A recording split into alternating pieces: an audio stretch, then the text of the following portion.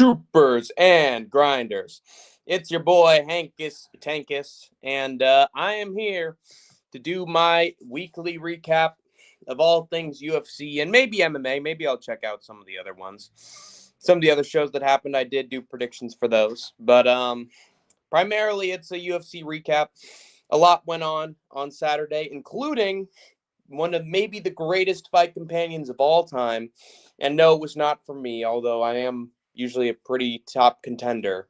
It was the one between MMA guru Lucas Tracy and Bedtime. Yo, what it do, Bedtime crew? Hey, man, listen.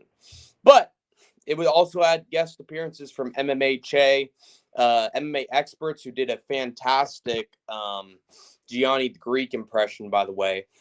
Shout out to that. Nobody's talking about it. And also Sean O'Malley just showed up out of the blue.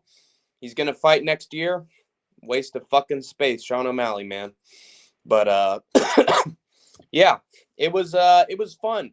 There were a lot of finishes on the UFC fight night card. There were some memorable moments. Too many underdogs, people. Too many for my liking. To the point where the card wasn't even fun anymore because like all logic just went out the window. There's no stake in any of this anymore. I don't know, man.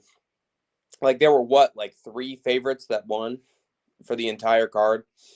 Just very, I don't know. Just pisses you off every single fight. The fights that make all the sense in the world and then something random happens out of the blue. And just completely shakes up the sport. And I don't know if it's in a good way or not. Like Bekaev losing isn't good. Danny Barlow losing isn't good. Young Sung Park losing isn't good. Davy Grant losing is just a complete bummer. Jasmine Jasudavicius losing isn't great. Ayman Zahabi winning another fight and going up the rankings is horrible. Mike Malott beating Kevin Holland, honestly, I don't think it's good. I don't. I think Kevin Holland's way more of a draw than Mike Malott is and always will be. And then Rainier Ritter lost, and we've lost number one contender for Khamzat Chimaev. So overall, this was a net negative. Very much a net negative for the sport, for the UFC's business model. But I guess the fights were fun. I guess there were some good finishes. So there's that. But yeah, overall, very disappointing card. I was not a fan. Just a lot of fighters I like got fucking slept. So a lot of the hype is dead. I don't really like any of the people who won. I like Yusri Belgarui, but do we have to lose fucking Asmat Bekaev for that? Bruno Silva's a bum. Ori Shilang, no one gives a shit about. Drew Dober at least won, so that'll make for some more fun fights and hopefully some more knockouts for old Dober. Although, if you can't knock out, if you can't dominate Kyle Prepelec, you're going to be in some serious trouble down the line. So I don't like that for Drew Dober. I guess it's good for the Canadian market. Also, Charles Jourdain's going to probably be a star based on that jump knee. That was a thing of beauty. Frevola lost. We get fucking stupid Kyle Nelson fights instead. Manon Fierro's back in the mix. Not great. Ayman Zahabi, again, he's just Ariel Helwani. Who gives a fuck? And Kevin Holland lost. That's terrible. And RDR lost. Really bad for the sport, people. But, yeah, I'm going to get into it. But, yeah, that fight companion with MMA guru Tracy and Bedtime was very, very good. I very much enjoyed that. Hey, it's Kobe Wiggle. I don't see how Trump and Albanese go together, in my opinion. Yeah, I don't get it either. Unless Australia somehow manages to get some submarines out of it, get some military equipment, get some more diplomatic security, overseas security. I don't see how it benefits Australia whatsoever. It just seems like the U.S. is getting minerals. Same thing happened with Ukraine. Like maybe it results in some security from the United States, but we were providing them with security already. So I don't know what the point of it was, unless Australia really banks big down the line and gets something really nice from old DJT before he drops dead. Just seems like a bad deal to me. Maybe it'll work out in the long term, but in the short term, it is a bad deal. Bad deal. Maybe Australia makes some money from it, but I don't know, man. You can't make any deals with Donald Trump. He's just going to take full advantage of you. He's not going to, make any sacrifices whatsoever, unless your name's Vladimir Putin, in which case he'll go out on a limb for you. And it'll be hard to. He's got tiny hands. But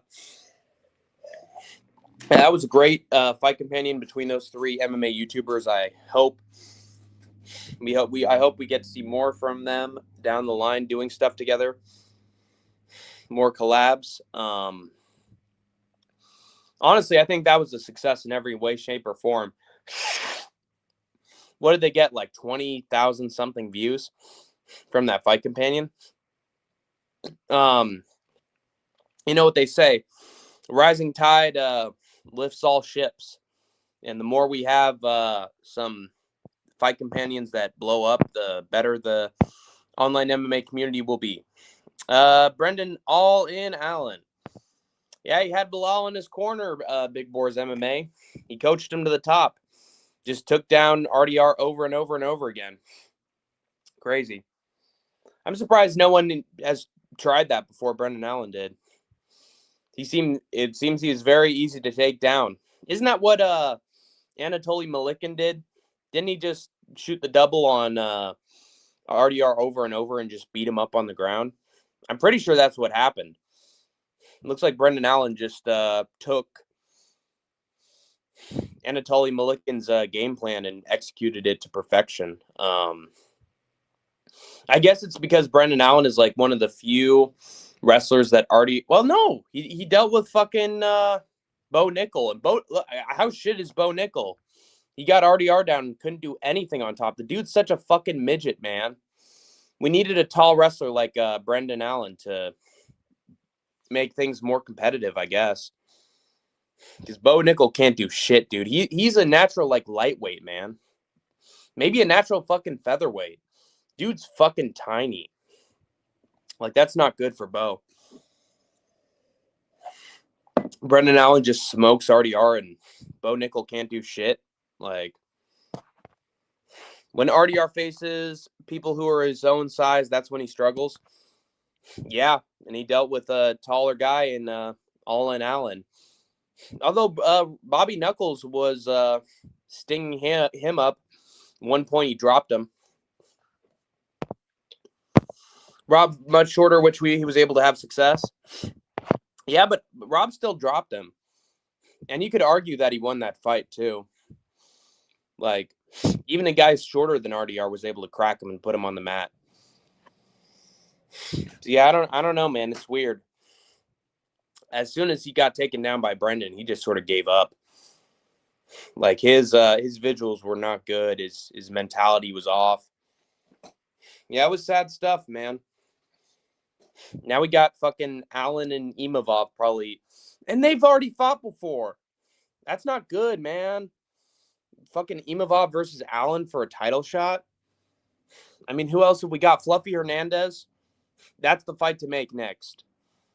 Imavov versus Fluffy Hernandez for a title shot. That's the only thing to do. Yeah, taking 5 fights in 2025 takes a toll on you.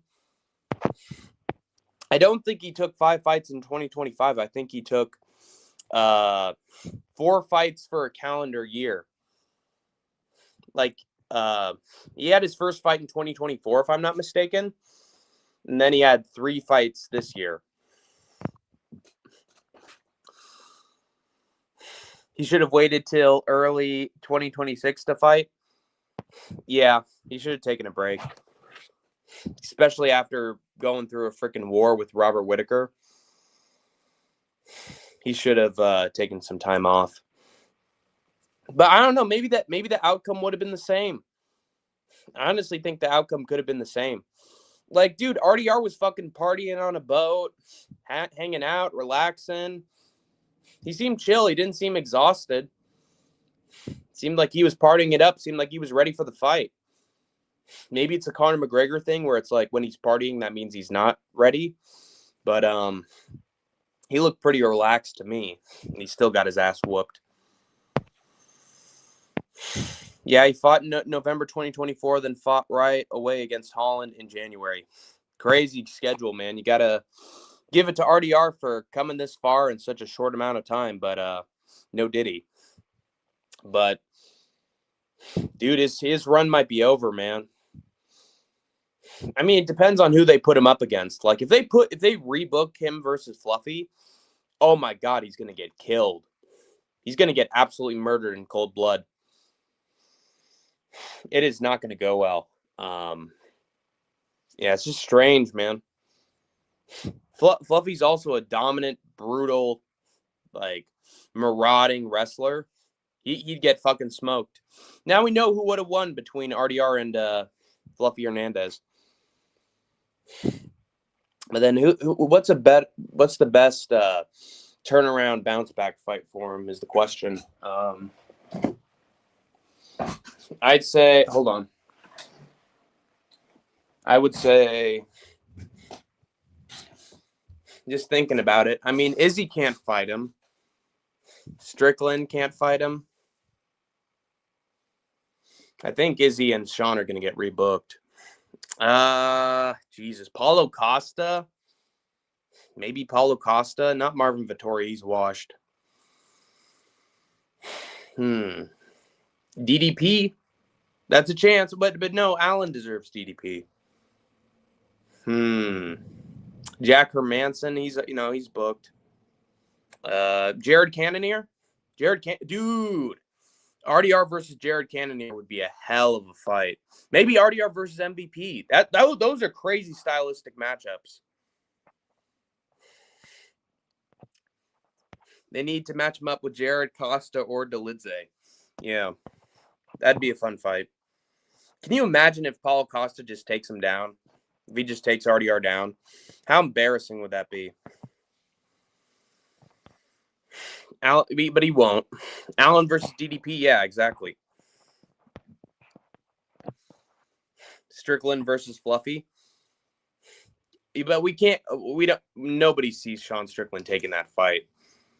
No chance in hell Sean even takes that fight. He'd be so scared of Fluffy, dude. No chance in hell, man. Sadly enough.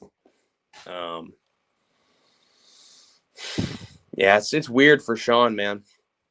He honestly doesn't deserve an easy matchup. He got fucking dominated by DDP. Now, Sean Strickland versus MVP would actually be a pretty fun matchup. I wouldn't put Sean against a wrestler right away. I think that's sort of tough.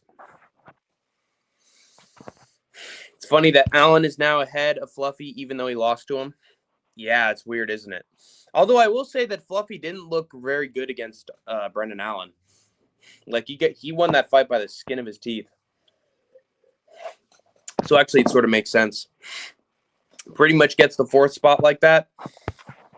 Yeah, it's weird how the cards fall, man. Oh, what's the word for it?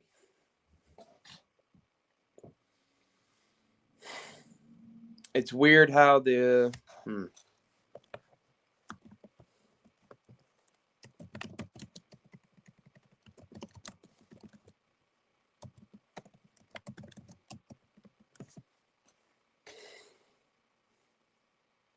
Oh, where the chips fall, yeah. Yeah, the chips fall in very strange ways, Big Boars. Even Allen took a round off of Imavov. Yeah, that's right. I guess Allen was the chosen one the entire time, and we just didn't know it. Guy's a baby like Joe Pyfer, so maybe that equates to being very good in the cage. We just didn't know it. How the fuck did that dude have a close fight with Chris Curtis, man?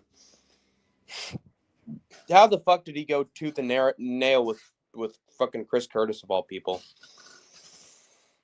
Anyway, let's get into the fights now.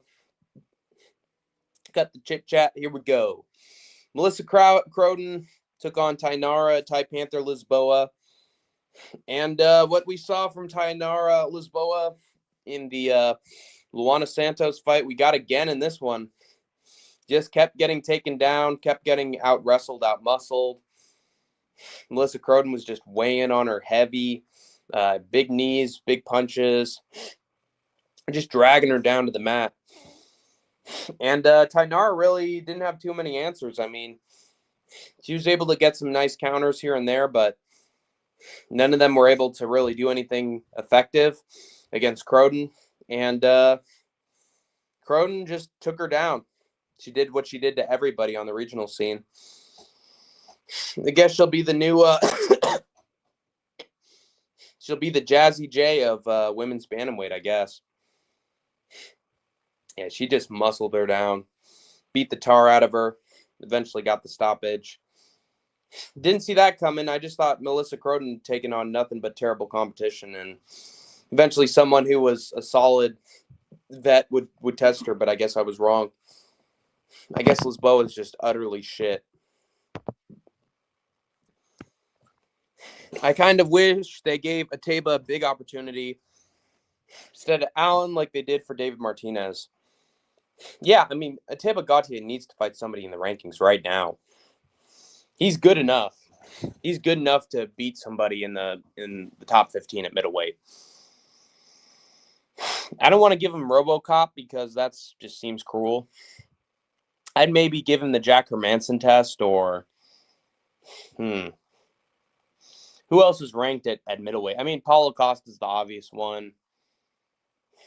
Who else is ranked? And Joe Pyfer. Dude, can you imagine Ateba Gautier versus Joe Pyfer? That'd be fucking amazing.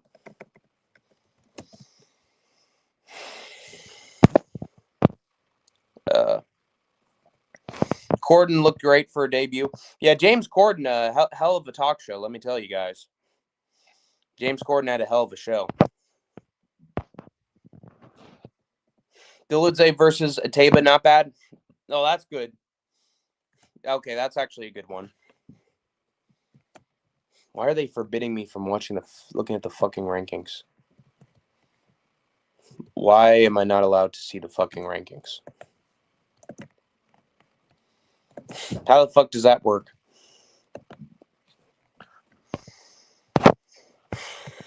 RoboCop's fighting Kopylov. Oh my god, I'm gonna be so sad for that, man. I don't want either guy to lose. That actually sucks. I hate that. It's a great matchup. Hell of a matchup, but I don't want either of those guys to lose. They're two of my favorite middleweights. Man, that's going to suck. I think RoboCop's going to destroy Kopylov. He's going to send him to the Shadow Realm, man. All right, let's take a look at this. Who else can Ateba Gautier face? Vittori's fighting Bruno Ferreira. Dude, Ferreira might actually be the guy to knock out Marvin Vittori. He might be the guy. Vittori might actually get chinned and put out in that. All right, so who's near the bottom?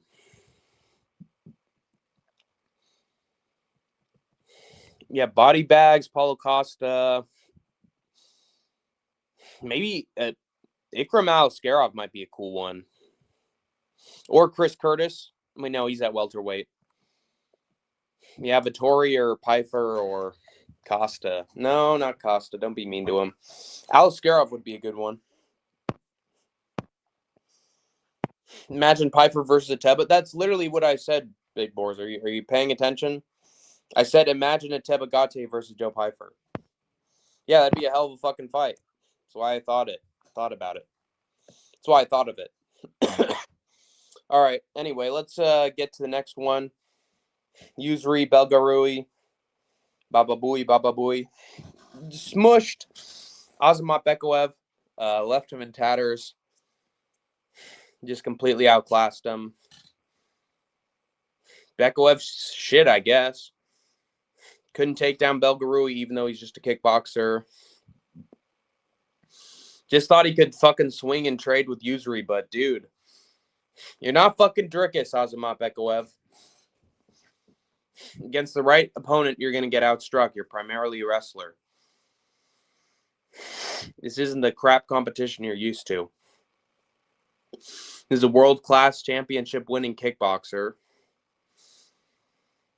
I don't know, I guess Bekaev thought he'd just walk right through him on the feet. Clearly he was mistaken, and Belgarui just fucking outpaced him and used his reach to his advantage. And just beat him up. Bekaev had nothing for him. He's just a shorter guy. Didn't crack Usry at all. Usry had almost a perfect performance. Just was the bigger guy there, and Bekaev didn't take him down. Couldn't take him down, nor did he want to. Just couldn't do anything on top, apparently. Hey, the Northern King. Hank the Yank. How's it going, brother? Good to see you. It's been a while. I hope you've been well. I hope the Bosch sessions and the banter on your live streams has been fun and not mentally draining. 6'7" height advantage in middleweight is so unfair.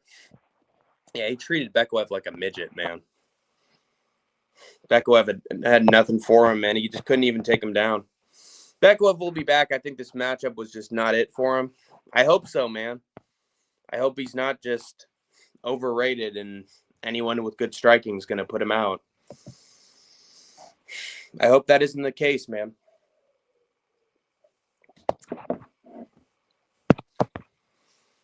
All good, mate. I'm live soon. Jump on for a bit. Banter when you're done here.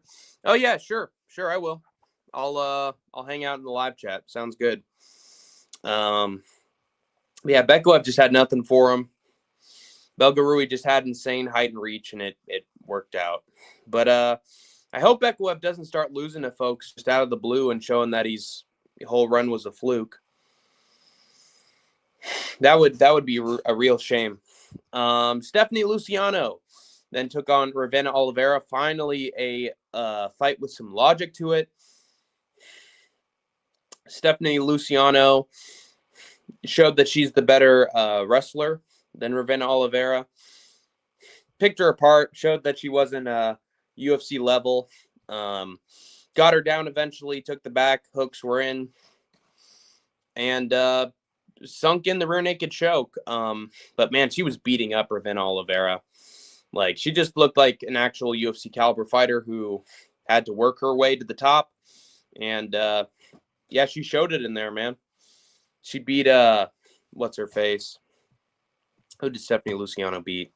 Talita Alankar. And I think Ravenna Oliveira was a way bigger step down than Talita Alankar. Fucking Tainara Lisboa was able to beat her. So yeah, Luciano got the RNC. Very, very dominant outclassing by Stephanie Luciano. And then we had the fourth fight of the night taking place between Jordan Santos and Danny Barlow. I didn't watch any reactions to this fight. No finish, so there's no point in it. Danny Barlow probably treated the fight like he did with Nikolay Veretennikov. Just couldn't get anything going.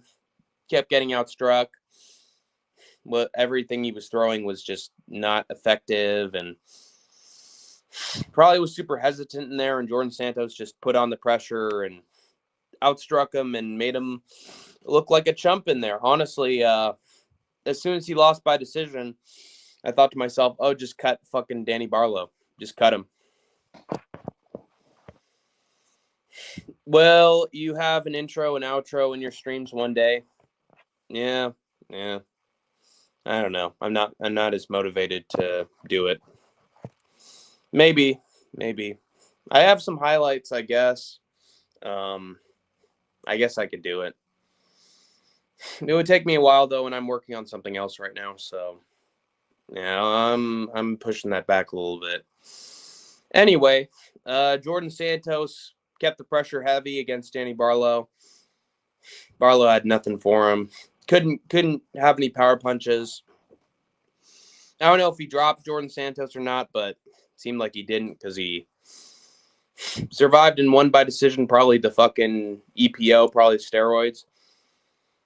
Yeah, Barlow just tried to be a technical guy in there again, most likely, and didn't work out against the more technical guy and the brawler. And Jordan Santos won the brawl. So simple as that. Danny Barlow sucks. Cut him from the UFC roster. Bruno Silva then took on Hyung Sung Park. Bruno Silva was the better striker in there. Hyun Sung Park couldn't really do anything. Couldn't get his body shots off. Bruno Silva picked him apart with nasty combinations. Uppercut was there for him the entire time. Eventually just started breaking Hyun Sung Park. He ended up being the better wrestler than Hyun Sung Park. That's the one thing that fucking Hyun Sung Park had in his back pocket. And Bruno Silva was better than him in it. And once he really started wearing Hyun Sung Park out, he took him down at will, kept getting the back, almost getting chokes over and over again. And then eventually he beat up Hyung, got him down, and put him in the rear naked choke like he was Fluffy Hernandez and got the easy submission win. So, yeah, really easy stuff from Bruno Silva. Hyun Sung Park looks like a fucking scrub.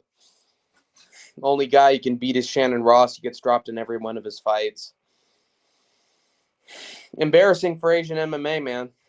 Lucky for them, Aori Shilang sort of restored their reputation a little bit against Cody Gibson. This was an easy one to analyze. Cody Gibson was swinging with Aori Shilang. Aori Shilang was the better striker. Had more accuracy in the striking. I don't know why Cody Gibson didn't shoot on him first thing. He's a better wrestler, and Aori Shilang is nothing on his back. But he just hit a fucking right straight to Cody Gibson out of the blue. Put him out. Bam, bam, bam. Down on the ground. That was it. Cody Gibson's boxing defense is shit, I guess, because he just got put out in 20 seconds. No heart. No striking defense. No nothing, apparently. Cody Gibson's had, 33 fights? And he didn't look like it. It looked like that was his first fucking fight. He does that against Cody Gibson, but not versus Raul Rosas Jr. Yeah, man, I don't know. I think Aor Shilang is a quick starter. He always wants to make it a scrap and win the scrap and get a first-round finish, and then when he doesn't, he just sort of wears himself out a little bit and loses his heart and his warrior spirit and just stands around a bit, I guess. But, yeah. Aori Shilang is first round or bust, and lucky for him, he didn't bust. No, did he? Here against Cody Gibson, he found the shot. But Aori Shilang always looks shit in the second and third rounds. I wonder how good he will be next fight. Depends on who they give him. If they give him some actual quality competition, I think he's not going to find the kill shot because the other guy's striking defense is actually going to exist. And then, and then he's just going to wilt in the second and third rounds and just get put out probably. Hank, bruh, how's it going, Pulse? What's going on, man? How's life? By the way, guys, sorry for the vertical angle. I feel like I should explain myself. I brought my MacBook to the Apple store because the battery for the computer has been dead for a while. Like, my computer will shut down after it reaches 60% battery charge. Went from 20% to 30% all the way up to 60%. So yeah, battery's utterly shit for my computer, so I had to bring it to the shop to get it fixed. And that's why you've seen me doing these vertical streams. But hopefully I'll have my computer by tomorrow, and then I'll be back to normal streams again. All good. Kobe. It's good. I don't mind which angle. I mind because I want to show people the screen when I'm, showing my predictions or, the results that happened and all that. I sort of want, hold on one second, guys.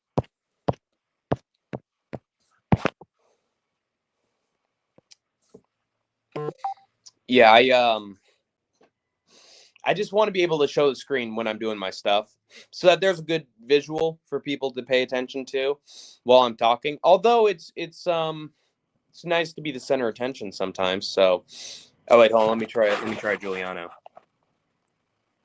Yeah, Pulse, like, where, dude, fucking, dude, I've been having an awful day today. Like, I was going to the airport, and next thing you know, fucking somebody in line fucking cuts in front of me. And, like, dude, I can throw down right now, dude. Like, I'm an actual Muay Thai artist. I got elbows, knees up the middle. Like, I hurt my fucking neck a couple months ago, but that doesn't mean that I can't fight, dude. Like, yeah, what's up, Kobe? Yeah, what's up, dude? Word. I've been having a really tough day with Aisha, dude. Like, she keeps pressing me for more money, and I'm like, girl, fucking chill. I ain't saying she a gold digger, but she ain't messing with no. And he just fucking says the N-word, just drops the N-bomb out of nowhere, It's good. I don't mind which angle. Wonderful. All right, let's get back to it. Sorry, I had to do my Giuliano for a second there. Actually, hold on. I got a message. Give me 1 second, guys.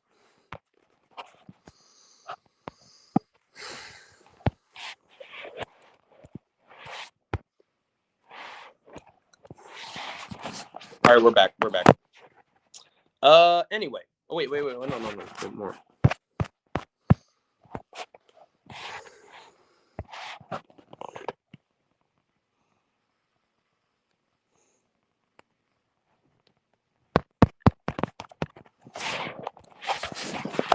All right, anyway, we're back. So, Aori Shilang just put out Cody Gibson. Cody Gibson fucking sucks. He's the pits, is what we've learned. And, yeah, I don't know if I'll ever pick Cody Gibson again now. He's losing to this kind of competition. Next we had, by the way, Aori Shilang got a bonus, by the way. Good for him. I don't think he'll ever get a performance bonus again, though. Then we had what the UFC considered the fight of the night. They gave both men bonuses. It was our boy, Drew Dober, Big Dog, Big Bear the Lion. Got spotted at a few clan meetings over in the Deep South, but we don't talk about it.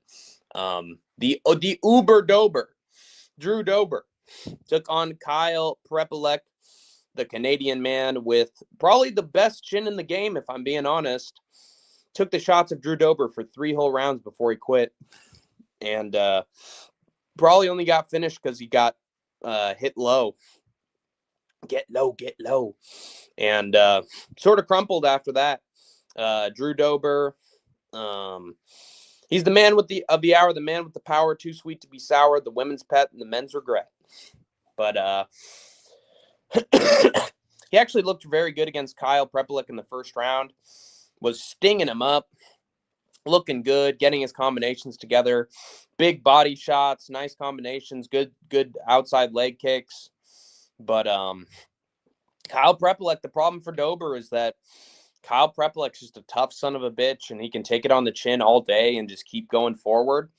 Drew Dober just, he was still able to hit Kyle Prepelec with some good offense in the second round, but Kyle Prepelec can outlast him. And he ended up dropping Drew Dober at the very end of the second round. Swung the round back in Kyle's favor. And, that was just a shame, man. If Drew Dober can't, get some momentum together, he really starts to crumble. He starts to get hit often. And I was really worried for Drew Dober because I'm actually a fan of his. I think he's, Crimson Chin thing's fun. And he always engages in a brawl. Like, you want to keep somebody like that in the UFC. Clearly, this was the intention of the UFC to keep Dober in by giving him a Canadian can. But almost didn't work out for the UFC. Almost bungled it because Kyle Prepelec drops Drew Dober in the second round. Third round is very competitive and back and forth. And then Drew Dober kicks Kyle Prepolek low. They have a very long time stoppage, very long timeout for Kyle Prepolek to recover.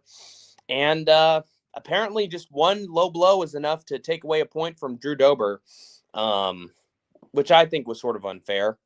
I don't think we saw Drew Dober go low anywhere else in the fight other than that time. I get it was a really rough low blow, but something tells me that the ref was doing that in favor of the Canadian fighter. I'd never seen that ref before. No way that was worth a point. That made no sense. It was one low blow. It didn't even take a point away from Basharat when he fucking exploded Victor Henry's ball sack. Like, it was just strange. It was really strange.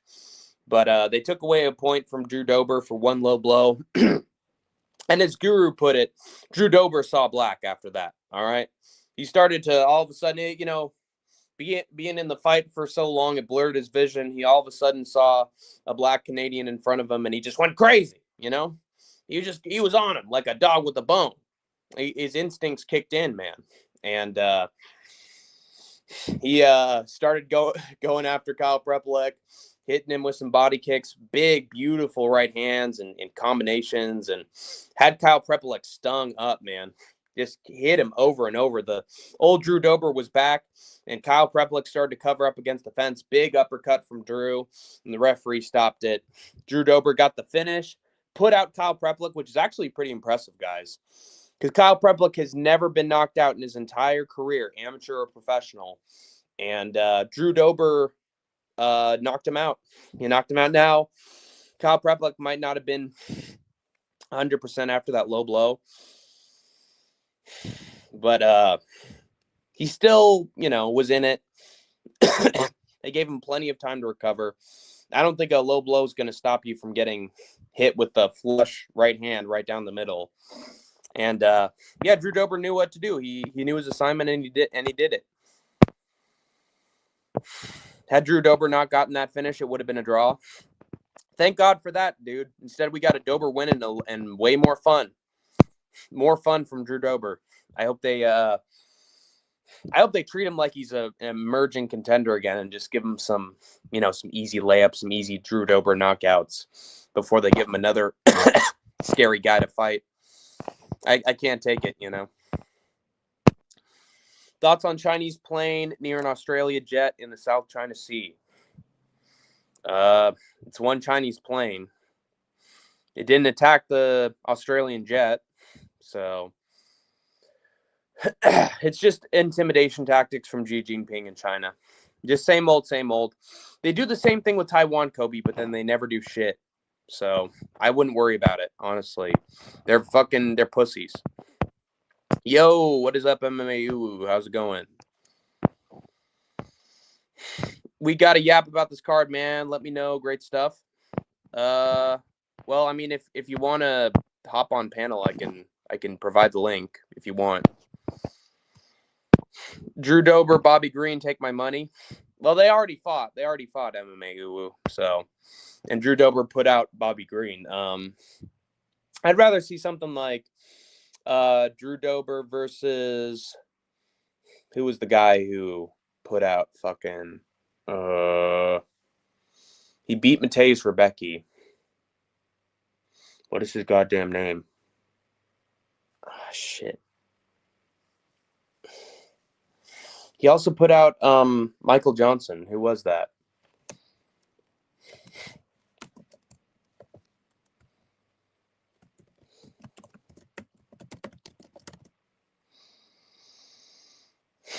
What the hell's his name? Good morning, Hank. Good morning. Good morning. How's it going, Drake? I heard that album did very well. Diego Ferreira. I'd rather see something like Dober versus Diego Ferreira. That'd be a hell of a fight. Esteban is good, fast. Esteban Ribovic. Dober versus Esteban would fucking kill Dober. Yeah, Esteban would murder Dober. Sorry. No. We need to give Dober a few fun fights and then send him on his way. So I would not kill him right because we know Esteban would fucking murder Dober. He would. He would. If Manuel Torres can fucking put out Dober, anybody can put out Dober. So I say give him some winnable matchups for 3 or 4 fights and then give him a guy who's going to fucking put him out cold and then make a name and then send him on his way, basically. He might knock Dober out. That's what I'm saying. That's what I'm saying. That's why we shouldn't do it. It's not a good idea. Anyway, Chandler versus Dober. Yeah. That'd be great if Chandler wasn't taking on Conor McGregor. It's time. It's not. Chandler's going to take on McGregor at the White House. It's pretty much all but confirmed. So now there's no point. Anyway, next fight was between Kyle Nelson and Matt Frevola. Almost the screw job of the century.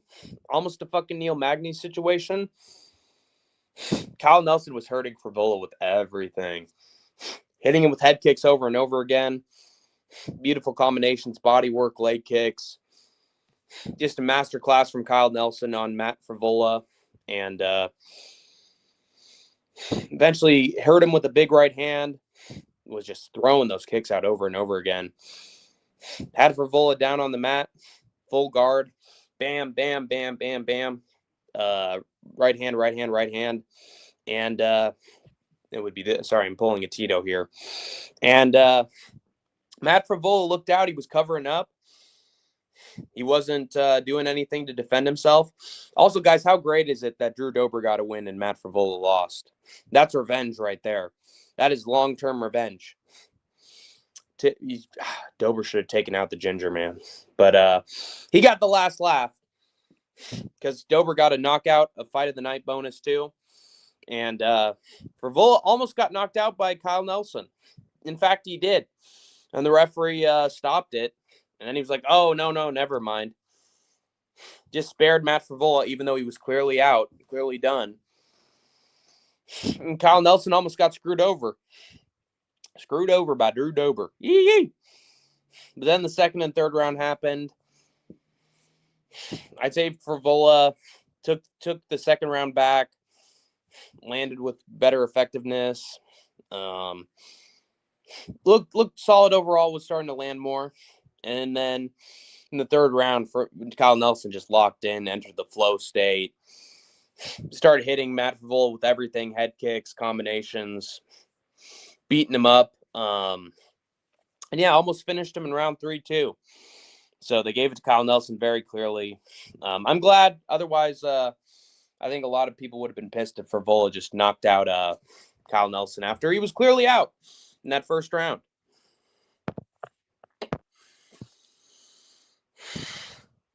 Chandler needs to divorce from the Conor idea. Not if it's in the White House. He'll accept that offer if it's in the White House. Once in a lifetime event, Conor's on there. Can't really say no to that, but there's a very good chance that Conor just cancels last minute. In which case, just find a replacement for Chandler. Drew Dober, why not? Either way, I think Chandler's going to fight at the White House against somebody. So he's reserving Conor's name at first, and then he'll see what happens. All right, next fight was between Charles Jourdain and Davy Grant. Man, what a sad outcome for a dangerous Davy Grant. Charles Jourdain just kept throwing up jump knees and kept just throwing big looping strikes. Leg kicks, body kicks, E-I-E-I-O. And Davy Grant just kept taking him, man. The defense from Davy Grant was abysmal. But it's hard to fucking defend against jump knees. Jourdain locked into prime Charles Jourdain here. Very unorthodox strikes. He knew he was a lot taller than Davy. And just threw up jump knees every once in a while and connected twice in a row. Davy was really hurt, badly outstruck. And then Jourdain got in his patented guillotine very easily on Davy Grant. He really didn't even have to do much. It almost looked low effort, his guillotine. But it was enough to sub Davy Grant, and that was it. Charles Jourdain got a bonus from the UFC. And just had a masterclass against Davy Grant, which is really hard to do, by the way, guys. there's many a prospect who Davy Grant has outstruck and been crafty and found a way to win. That was one of my favorite parts of the Guru stream was Bedtime MMA and Lucas just going, crafty, man, crafty stuff from Davy Grant. Yeah, yeah. Oh, yeah. Oh, yeah. I had a get chopped up. Oh, I had him with the big belly hooks on crafty vet. Yeah. I hit him with that outside low kick, Davey. Yeah. People forget, man. Shin kick changed the game. Now everybody does them. People forget, man. He's an old crafty bet with the big belly hooks. Yeah. Mr. Krabs, money, money, money, money, money, money, money. There are three options that I could consider. Either A, you stole it. B, you stole it. Or C, you stole it. There are 10 dirty words that you're not allowed to say. Don't you mean 10? Don't you mean 7? Not if you're a sailor. Oh, don't shoot. Don't shoot. Just don't leave me alive. Please, just take my money. Actually, you can shoot me. Just don't take my money. Just give me the money. That Edward Blandy? You mean the Edward Blandy? The Edward Blandy that put every single fast food chain in Bikini Bottom out of business? I worship you. I love the ground that you stand on, Edley. Let me think. What are some other Mr. Krabs lines? Mrs. Puff needs a new coat. You're spending all me money, boy. Mrs. Puff needs a new hat. I'll kill all ya. Mrs. Puff needs a new laundry machine and dryer. Oh, you're burning up me sweetheart cash. Mrs. Puff, me money. Mrs. Puff, me money. More. Anyway. What? You think I'm a robot? Ah! Hello. I'd like to hear that song again. Hey, man, that's cool. Which song are you talking about? The one that goes beep, boo, boo, bop, boo, boo, boo, boo, beep. No, man, you're thinking the one that goes boo, boo, bop, bop, bop, bop, beep, bop, bop, bop, boo, boo, beep. Beep, boo, boo, bop, beep, bop, beep, boo, boo, bop. Favorite SpongeBob episode? Chocolate with nuts. Hello, sir. Would you like to buy some chocolate? Chocolate? Did you say chocolate? Yes, sir. With or without nuts. Chocolate? Chocolate? Chocolate! Chocolate! Chocolate! Finally! I've been trying to catch you boys all day. Now that I finally got you where I want you, I'd like to buy all your chocolate. Anyway, Davy Grant lost and now I'm sad. Next fight. We had Manon Fiorot against Jasmine Jasudavicius, and people forget, man. Manon Fiorot. She's a knockout artist. Brutal kickboxer. She's a marauder. People forget, man. When Jazzy J doesn't get the takedown, she absolutely crumbles. She's a complete loser on the feet. As soon as she gets stuffed, she's a stuffed turkey. People forget, man. Manon's a marauder. Her punches are made of mahogany. And, then Manon Fiorot first 2 minutes of the fight, just threw a counter, 1-2. And Jasmine was like,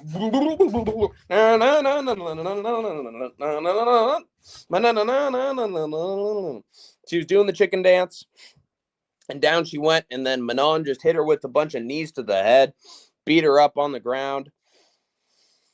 It was bad, man. It was a one-sided beatdown for as long as it lasted.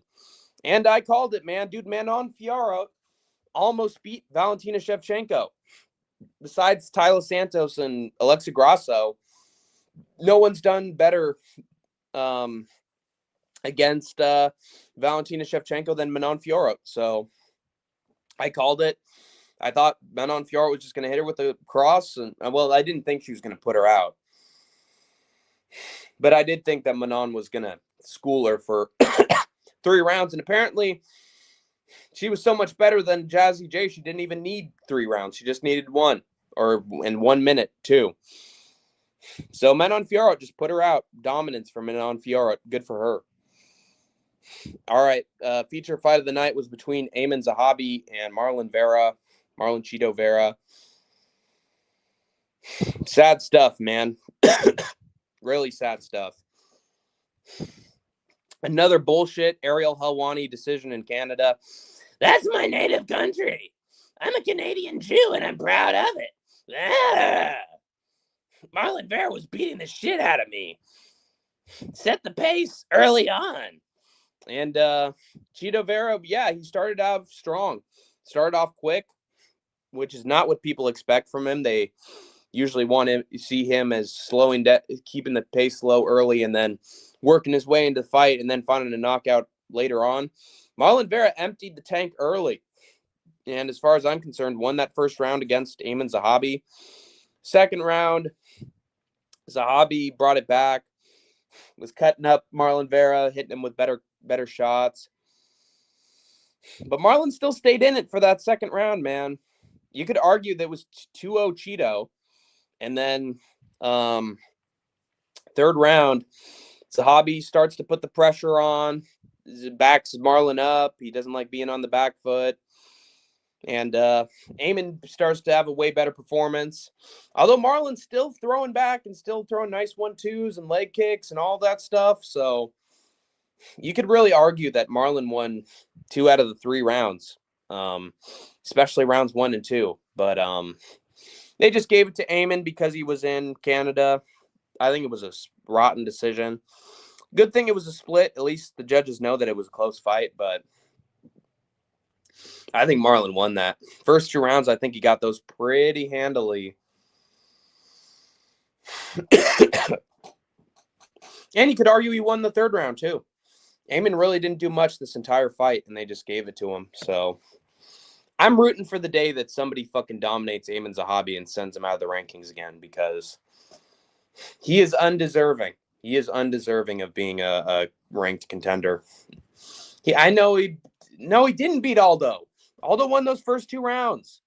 Fucking bullshit, dude. Fuck Aiemann Zahabi in Canada, man. He's fucking annoying.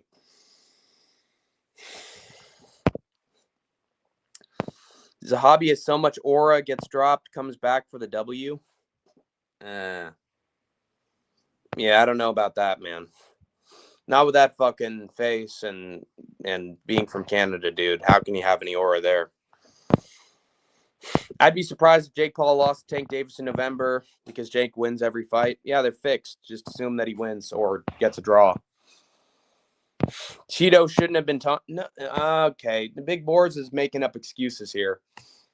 The truth is that Chito Vera did not just taunt and go slow early on the fight. He was attacking him. Attack. He was fucking fighting him the entire time. And he deserved to win that fight. It was bullshit that Zahabi got that decision. It was bullshit that he won against Aldo. He's fucking fluking his way through the bantamweight division. Chito fucking put the pace on him and made him look awful. He had the finish right there. I don't know when that was. I guess he did have the finish right there. Drops Zahabi, doesn't even go for ground and pound. Wow. Yeah, that is idiotic. That is true. Poor fight IQ, Hank. Yeah, well, I didn't know that he dropped him. Fucking Lucas, Guru, and Bedtime. I don't think they even mentioned that he dropped Zahabi. I don't remember them even saying that. So that's L commentary for those 3. Because I didn't even know. Yeah, Chito could have won that. Where's the finishing instinct of Chito? Where'd it go?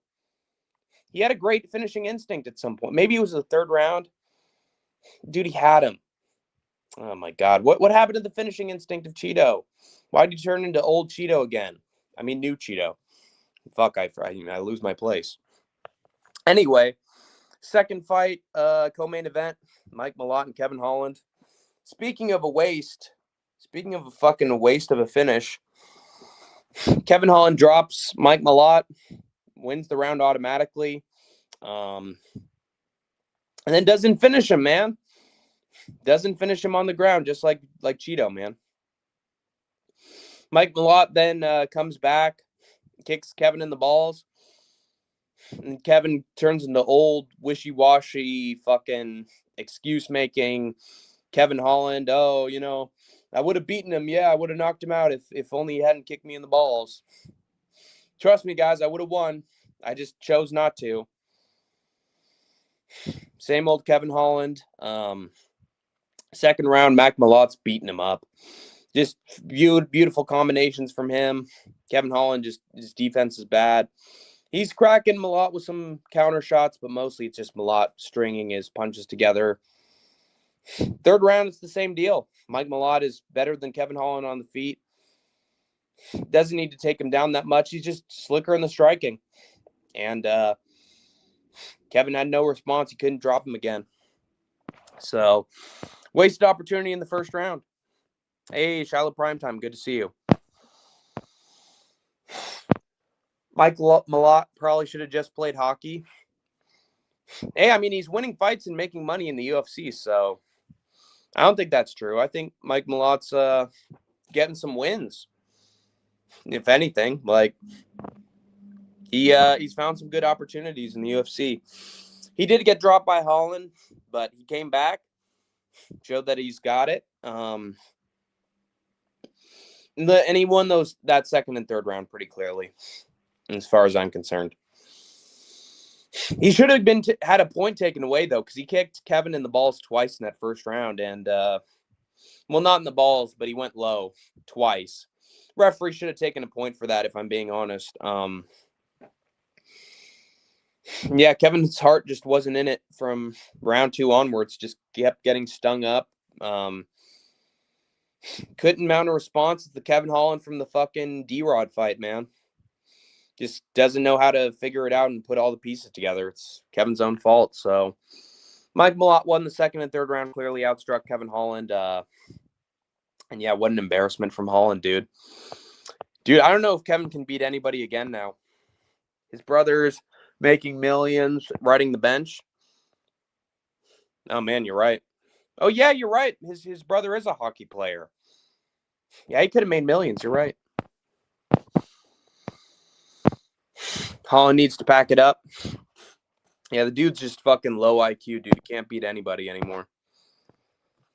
Dude's, it's hard to ever say that Kevin Holland's done. Maybe they just give him a can, but Kevin Holland is just not, he's not a contender anymore. He doesn't, you know, he doesn't make the fights competitive anymore.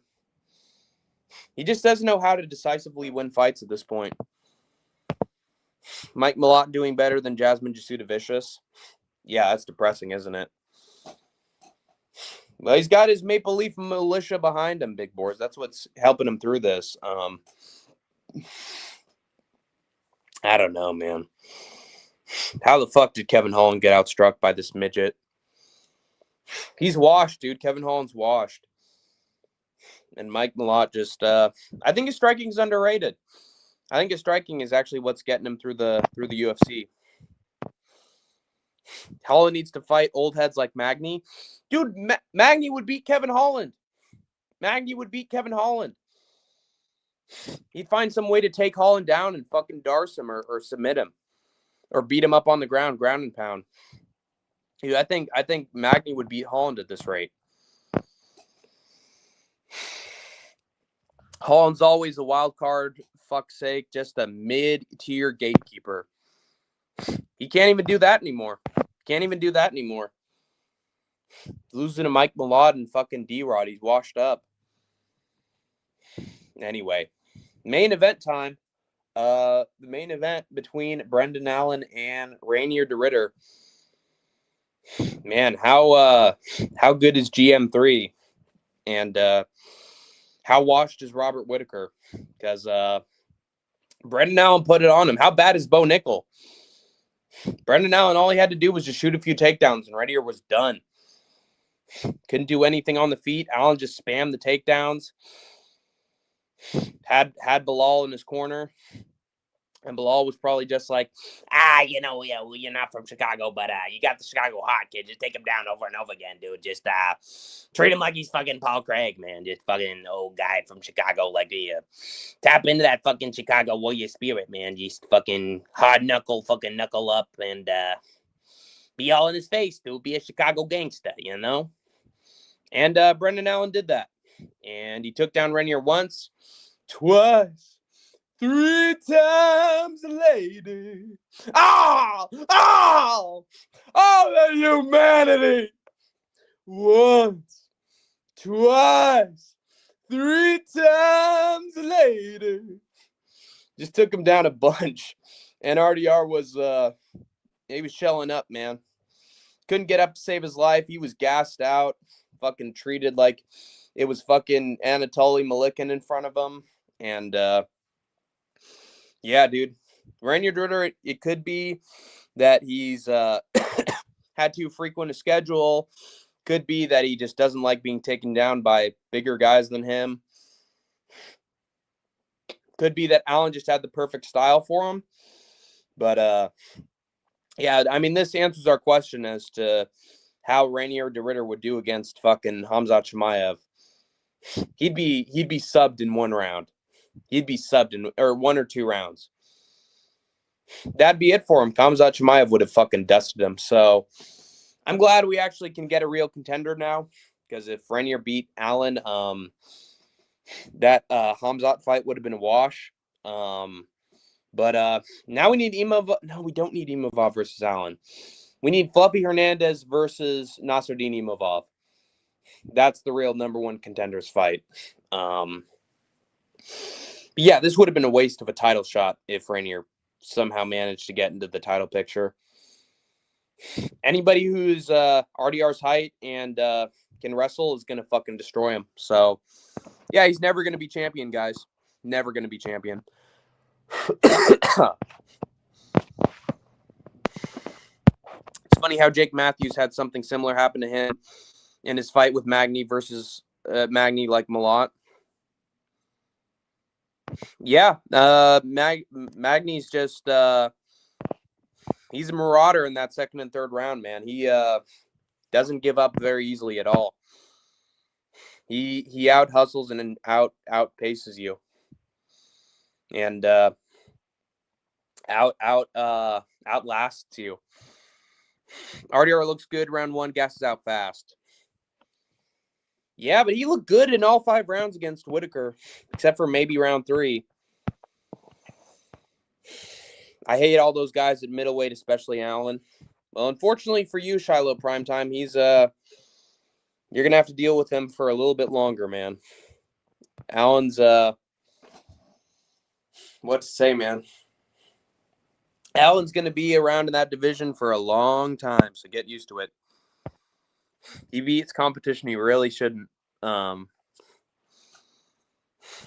going for the body triangle was a mistake. Yeah, easy to slip out of against a fellow wrestler. Wasted energy. I don't know how locking in a body triangle wastes energy. You just got your legs wrapped. That's it. I think Renier DeRitter's cardio is just really bad. I think Allen is that good. People hate him for losing to Fluffy and Imavov, but he did make those fights close. Yeah, now Fluffy and Imavov should fight for a title. So he lost against the best.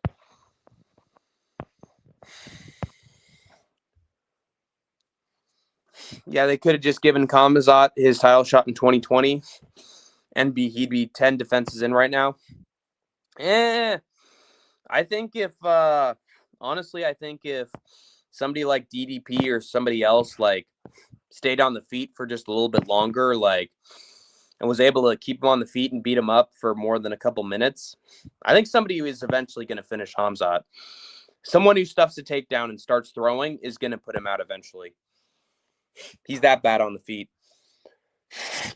When Khamzat retires, who will be middleweight champ? I think he's going to lose that belt eventually. I really do. I think Imavov could beat him. Like someone with solid takedown defense, who has power on the feet, is going to put him out eventually. Dude, Hamzat he looked fucking lost against DDP in that 5th round. He looked like he was gassed. He looked like he was starting to get on the back foot and not take shots well. Like, eventually someone's going to stuff him early on in the fight, and he's going to be in trouble. That's what I predict.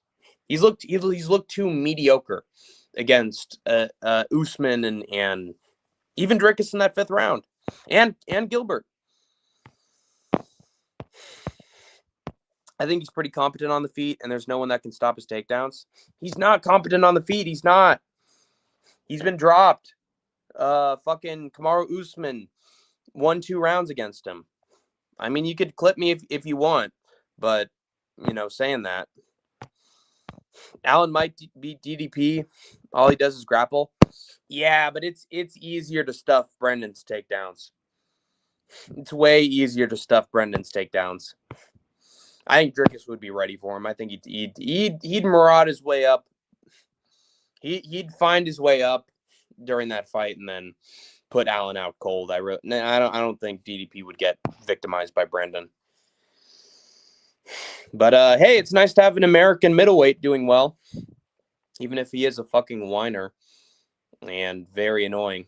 But yeah, he schooled Rainier de Ritter. Any reason you want to think of might be valid, but yeah, Rainier sucks, and he won't be UFC champion in any. I mean, honestly, his best bet is to go up to lightweight. Like, he could actually find a path to the top at light heavyweight. He should go up to light heavyweight. Honestly, I think he'd become a contender there as well. Less light heavyweight grapplers to deal with it as well. If anything, Rainier de Ritter could get some takedowns of his own. You know what I'm saying? I think light heavyweight is RDR's move. As long as he doesn't have to deal with Magomed Ankalaev at any point on his way to the top, he'd probably beat a bunch of competition at light heavyweight. What do we think, guys? Do we agree?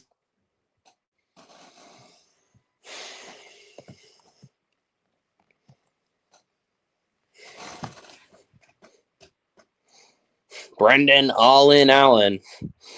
Now wrestling for AEW tonight. Man, what a wild outcome. This was just nothing but fucking underdogs, and I didn't like it. Made me feel bad, honestly. It was a very annoying fight card. I got 4 fights right, man. 4 fights. Logic's got to be fucking out the window when I can only get 4 fights right. The ones that make no sense as underdogs win. The ones that do lose. That's just how it works sometimes.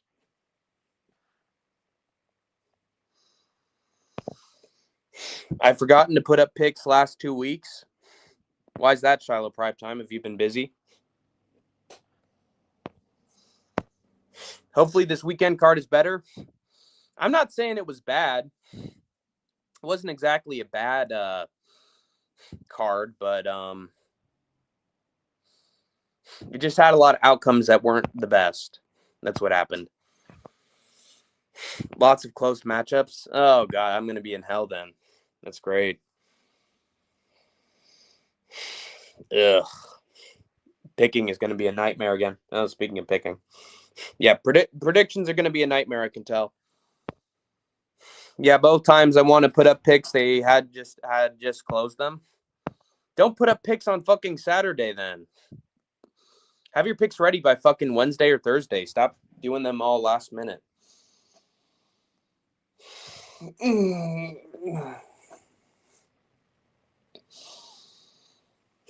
I didn't think Bruno Silva would win. Yeah, I thought he was mega washed. Honestly, I thought he was washed since the Durden fight. He was getting fucking out-muscled and destroyed by fucking Cody Durden. And Hyung-Sung Park can't get 1 takedown on him? Crazy, man. Crazy. Very annoying. But the ones with no talent showed out this time. So what are you going to do? And ones that should obviously win just gassed out. Dude, was there fucking was I mean, just thinking about it. Was there a fucking gas leak at the arena or something? Like, what the fuck happened to these favorites, man? How'd they completely just lose everything about them that made them contenders? I usually have them ready for pay-per-views, but fight nights rarely. Well, you can't be a casual, man. You gotta put in the work for every single UFC card. And it's just how it works. I think I'm gonna wrap it up, guys. Thoughts on all the Dagestani nut huggers getting chinned? I mean, Magomed did. I guess Abbas did. Islam hasn't yet. Let me think. I don't think they were chinned on the Canada card, so what are you talking about? Are you just talking about Ankalaev, or what are we talking about? Hunter always shows up for trouble, bringing nothing to the table. He can bring up Dagestani nut huggers getting chinned. He has a right to. It happened with Ankalaev. Bekaev brutally chinned. He's not a Dagestani nut hugger, though. He's just a Russian. He's just a Russian boxer. I mean, there was one fight where he wrestled, but then other than that, he didn't, he's mostly a striker. Bekaev didn't even go down. He did get outclassed, though. He was still standing. He would have been put out. Big Boris. He was getting fucking schooled by Belgarui. Every fucking punch landed flush on the chin, man. Maybe it shows he does have good resilience, but he was going to get chinned eventually. If that fight kept on going, dude, eventually he was going to get fucking put out cold. Guy is 6'7". Yeah, well, Zach Reese was pretty tall, and he couldn't take down, and he took down Zach Reese. Why didn't he take down Belgarui? Your boy got slept, Anakin. I like Bekaev, too. He's not, I like Bekaev. He's fun to watch. I'm actually sort of sad that Belgarui won, because usually he's just a boring kickboxer with no finishes. But Zach Reese is 6'3". Well, you know what they say, Big Boars, the bigger they are, the harder they fall. Why the fuck didn't Bekaev get him down? Why couldn't he get a hold of his massive fucking leg and just fucking drag him down? Why couldn't Bekaev do that at any point? Just because he's taller doesn't mean that he can't get taken down. Dude's a fucking kickboxer. He can get taken down. Why wasn't Bekaev getting him down? Is my question. 6'3", that's only 4-inch difference. And Bekaev took him down easy and smushed him. Why couldn't he do the same with this guy from fucking the Netherlands? Is he from the Netherlands? I forget.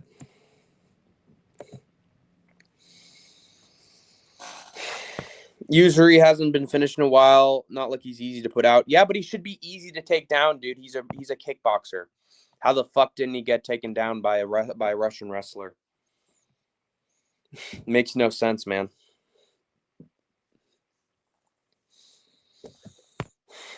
Pereira beats Ankh, Bekaev, and Khamzat in the same night. No, Khamzat would kill him. Khamzat would kill Pereira, unfortunately. He'd get down Pereira relatively easily.